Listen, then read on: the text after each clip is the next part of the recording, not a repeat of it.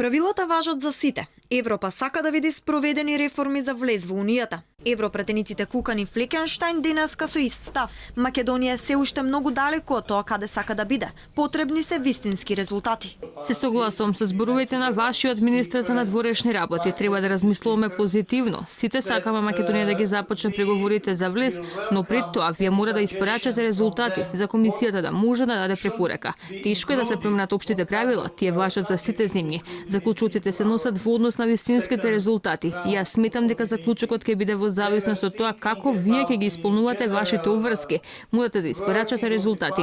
Пред 2 дена и министерот за надворешни работи Никола Димитров кажа дека патот бил долг, а Македонија била се уште далеку од членство.